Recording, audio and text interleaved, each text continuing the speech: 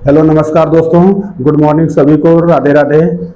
चलिए आइए दोस्तों, आज की क्लास शुरू करते हैं। और क्लास शुरू करने से पहले हम आप लोगों से एक रिक्वेस्ट है दोस्तों कि बड़े भाई समझ के या समझिए कि दोस्त बड़े भाई जो भी समझ के, एक रिक्वेस्ट है कि जो भी साथी वीडियो को देखिएगा नोटबुक के साथ जरूर बैठिएगा और नोट बनाइएगा। आज हम एक ऐसे टॉपिक के ऊपर बात करने जा रहे हैं जो कोई भी एग्जाम हो, इंडिया का कोई भी एग्जाम आप अगर देने जा रहे हैं तो वहां से इस टॉपिक से क्वेश्चन जरूर पूछता है, जरूर पूछता है। जैसे हम बात करने जा रहे हैं पॉलिटी। पॉलिटी का मतलब है राजनीति शास्त्र। जो हमारा पॉलिटी है इसमें हम सबसे फर्स्ट लेक्चर और फर्स्ट चैप्टर से पढ़ते हैं, एकदम बेसिक से दोस्तों। आइए पढ़ते हैं। बेसिक का मतलब कहिए तो संविधान सभा, जो हमारा संविधान कैसे बना, कब बना, क्या उसका प्रोसीजर था बनने का, सबके बारे में हम वन बाय वन आप लोगों से परिचय कराएंगे। तो चलिए आइए दोस्तों, हम लोग बात करते हैं संविधान सभा का पहला चैप्टर आज हम स्टार्ट करते हैं। और पहली लेक्चर है मेरा इस चैप्टर का। देखिए, सबसे पहली बात है कि विश्व में सबसे पहले संविधान सभा का निर्माण जो है कहाँ हुआ था। हमें यह जानकारी होनी चाहिए कि अगर संविधान हमारा बना है भारत का, तो क्या ऑलरेडी पहले से ही भारत में था या कहीं से बन के आया है या किसी का जैसे कि टू कॉपी किया गया है। तो इसके बारे में हमें जानकारी ये होना चाहिए कि विश्व में सबसे पहले संविधान का निर्माण अमेरिका देश है, यूएसए अमेरिका में हुआ था। ठीक है, तो सबसे पहली पॉइंट ये आपको नोट कर लीजिएगा नोटबुक में कि विश्व में सबसे पहले संविधान सभा का निर्माण जो है अमेरिका ने किया था। ठीक, अमेरिका ने किया था। अब हम लोग भारत की बात आती है कि आगे भारत में कैसे संविधान आया। तो 1895 ईस्वी में 1895 ईस्वी में अप्रत्यक्ष रूप से, अप्रत्यक्ष का मतलब कि कोई उसका लिखित प्रूफ नहीं था कि लिखित प्रूफ लिया था, तो अप्रत्यक्ष रूप से बाल गंगाधर तिलक ने भारत के लिए एक संविधान सभा की मांग की थी।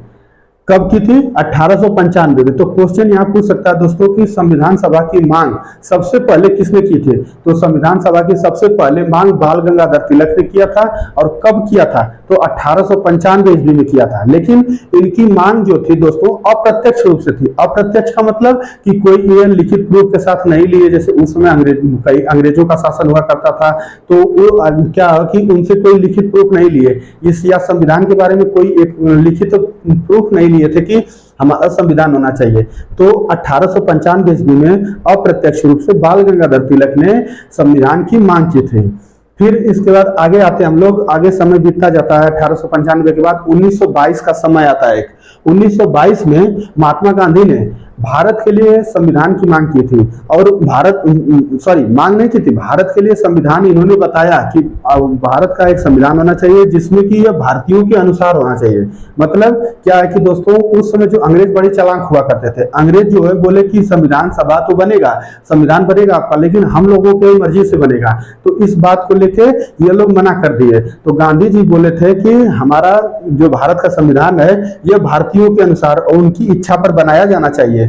उसी समय एक गांधी जी की पत्रिका चलती थी, यह बड़ा इंपॉर्टेंट है, इसको नोट कर लीजिए। उनकी एक पत्रिका चलती थी, महात्मा गांधी की एक पत्रिका चलती थी, इंडिका नाम की एक पत्रिका चलती थी। उसी पत्रिका उस समय ये 1922 में ये प्रकाशित हुई थी। और पूछ सकता है कि इंडिका किसकी पुस्तक है, तो क्या नाम है, महात्मा गांधी जी की पुस्तक उस समय थी। आगे हम लोग बात कर लेते हैं।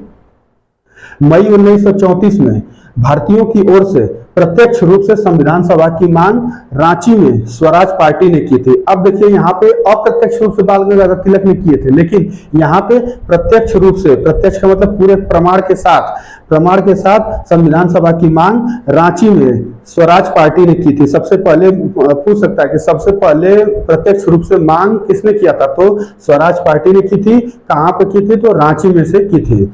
इस पॉइंट को भी नोट कर लीजिए। आगे अगला आते हैं हम लोग, अगला पॉइंट है वर्ष 1934 में ही भारत में संविधान सभा का गठन का विचार एम.एन. राव ने दिया था। जो संविधान सभा का गठन है उसके विचार को एम.एन. राव, इनका पूरा नाम नोट कर लीजिएगा, मानवेंद्र नाथ राय है। इन्होंने गठन का विचार दिया था। ठीक है, जैसे कोई भी चीज भाई होता है, बनता है, तो उसका कोई ना कोई पहले योजना बनाई जाती है, उसके बारे में प्लानिंग किया जाता है दोस्तों, फिर इसके बाद उसके विचार बैठ के विचार विमर्श किया जाता है। तो उसी तरह इस संविधान सभा के लिए भी विचार का किसने दिया था? एम.एन. राव ने दिया था। एक नंबर का पॉइंट यहाँ, एक नंबर का पूछ सकता है यहाँ से भी क्वेश्चन कि संविधान सभा का विचार किसने दिया था, संविधान बनने का विचार किसने दिया था? तो एम.एन. राव ने दिया था। आगे अगली पॉइंट है, अगस्त 1940 में अंग्रेजों ने स्वीकार किया कि भारत के लिए एक संविधान सभा होना चाहिए। देखिए 1895 से दोस्तों बात चलती चली आ रही है। 1895 बीता, 1922, 1934, फिर 34, अगस्त 1940 में अंग्रेजों ने इस बात को स्वीकार किया कि भारत का एक संविधान होना चाहिए। चलिए, हाँ दोस्तों, थोड़ा सा माइक म्यूट हो गया था, मतलब बैटरी इसकी खत्म हो गई थी, तो हम एक बार फिर से जो पॉइंट छूट गया था उस पॉइंट को एक बार फिर से बता देते हैं। नोट देखिए, इसके पहले तो हो गया था, अगस्त प्रस्ताव तक भी बात चल रही थी, तो अगस्त प्रस्ताव जो है इसी पे बात चल रही थी। आइए इस पॉइंट को बताते हैं। अगस्त 1940 में अंग्रेजों ने स्वीकार किया कि भारत के लिए एक संविधान होना चाहिए।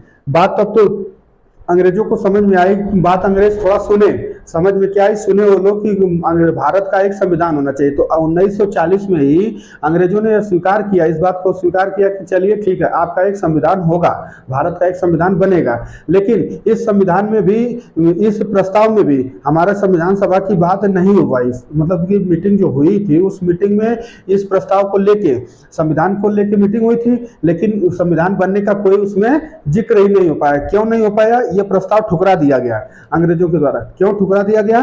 क्यों? क्योंकि इसमें बोले थे कि अंग्रेजों के द्वारा तो स्वीकार किया जाएगा, लेकिन अंग्रेज बोले थे कि हमारे मनमाफी किया होगा, और भारत बोले थे, भारत वाले लोग, भारतीय कहे थे कि इसमें मुख्यतः ज्यादातर भारतीय होंगे। इस बात को लेकर इस प्रस्ताव को ठुकरा दिया गया, और इसी प्रस्ताव को दोस्तों अगस्त प्रस्ताव के नाम से भी जाना जाता है। तो पूछ सकता है कि 1940 में कौन सा प्रस्ताव आया? अगस्त प्रस्ताव आया, ऑप्शन होगा। तो अगस्त प्रस्ताव के नाम से भी जाना जाता है। फिर आगे समय बीतता है, 1942 का सन आता है। 1942 में एक क्रिप्स प्रस्ताव भेजा जाता है, अंग्रेजों के द्वारा एक क्रिप्स प्रस्ताव आता है जिसका नाम है क्रिप्स। अभी हम बताते हैं कि ये क्रिप्स प्रस्ताव में क्या हुआ था। तो क्रिप्स प्रस्ताव 1942 में आता है। ठीक है दोस्तों, तो 1942 में जब क्रिप्स प्रस्ताव आता है, तो इस प्रस्ताव का पहले हमें जानना पड़ेगा कि इसका अध्यक्ष कौन था, मतलब कि इस प्रस्ताव को कौन भेजा था, उसकी अध्यक्षता किसने किया था। तो उनका नाम था सर स्टेफर्ड क्रिप्स। उसका नाम ही था सर स्टेफर्ड क्रिप्स। तो पूछ सकता है क्वेश्चन कि क्रिप्स प्रस्ताव के अध्यक्ष कौन थे, उसकी अध्यक्षता किसने किया था? तो कौन थे? Sir Stafford Cripps. ये अपने नाम पे इस प्रस्ताव को रखा था दोस्तों। ठीक है, तो सर स्टेफर्ड क्रिप्स द्वारा एक प्रस्ताव रखा गया जिसको क्रिप्स प्रस्ताव कहा गया। इस प्रस्ताव को भी नहीं माना गया क्योंकि अंग्रेजों द्वारा युद्ध के बाद संविधान के गठन को बोला गया, परंतु भारतीय जो है युद्ध के दौरान मांग रहे थे। मतलब कि क्रिप्स प्रस्ताव जब 1942 में आया, तो उस समय क्रिप्स प्रस्ताव 1942 में आया, तो वो अंग्रेज तो मान गए थे नीचे कि ठीक है आपका संविधान बनेगा, लेकिन अंग्रेज सब बोले कि उस समय सेकेंड वर्ल्ड वार चल रहा था दोस्तों। सेकेंड वर्ल्ड वार 1939 से 1945 तक चला था। तो जब 1945 तक चला, तो देखिए ये 1942 में यह प्रस्ताव आ गया। तो इस प्रस्ताव में अंग्रेज बोले कि चलिए इस युद्ध के बाद आप लोगों के संविधान की बात किया जाएगा, संविधान सभा बन जाएगा। तो इसी समय गांधी जी बोले कि आप तो बड़े चालाक हैं, इसका मतलब कि आप कह रहे हैं कि युद्ध के बाद संविधान सभा के गठन की बात कही गई थी, तो हमें आप ये बताइए कि अभी तो युद्ध चल रहा है, तो युद्ध की कोई गारंटी है कि कब तक चलेगा कब तक नहीं चलेगा? भाई इसका कोई गारंटी है नहीं कि आज चल रहा है कल बंद हो जाएगा। अब वर्ल्ड वार हो रहा था सेकेंड, तो बहुत बड़ी बात है। तो अब कब तक चलेगा? न आपका युद्ध खत्म होगा न मेरा संविधान बनेगा। तो अंग्रेज गांधी जी ने इस, देखिए नीचे एक हम स्टेटमेंट लिखे हैं, क्या लिखे हैं? क्रिप्स प्रस्ताव को ही गांधी जी ने दिवालिया बैंक का चेक, यह बड़ा ही इंपॉर्टेंट पॉइंट है, दिवालिया बैंक का चेक की संज्ञा दी थी। अब ये क्या होता है दिवालिया बैंक का चेक? तो एक ऐसा चेक है, दिवालिया बैंक का चेक का मतलब यह कि एक ऐसा चेक है जो बैंक ही दिवालिया हो गई है। आप उस बैंक का हमें चेक दे रहे हैं जो बैंक दिवालिया हो गई है। दिवालिया का मतलब कि भाग गई है, एकदम बर्बाद हो गई है। तो आप हमें उस प्रकार का चेक दे रहे हैं, एक आश्वासन दे रहे हैं कि युद्ध के बाद आपके संविधान के हम लोग बात करेंगे। तो क्रिप्स प्रस्ताव को ही गांधी जी ने दिवालिया बैंक के चेक की संज्ञा दी थी। तो ये था हमारा क्रिप्स प्रस्ताव दोस्तों। चलिए आज के लिए हम इतना ही रखते हैं, फिर हम नेक्स्ट अगली वीडियो में इसके आगे जितनी भी जानकारी आएगी, मतलब कि हमारे संविधान से रिलेटेड जो जो भी पॉइंट होंगे उस सभी को हम आपसे अपडेट कराएंगे। तो चलिए दोस्तों आज के लिए इतना ही, फिर हम नेक्स्ट वीडियो पे मिलते हैं। और हाँ दोस्तों, वीडियो पूरा देखिएगा, अगर देखने के बाद अच्छा लगे, कुछ न कुछ समझ में आए, सीखने को मिले, तो वीडियो को लाइक और सब्सक्राइब जरूर कर दीजिएगा। शेयर भी दोस्तों खूब करिए जम के अपने दोस्तों तक, ताकि कोई भी पॉइंट या कोई भी मैटर आप अपने छूट न पाए आप लोगों के माध्यम से। ठीक है दोस्तों, तो चलिए तब तक के लिए जय हिंद दोस्तों।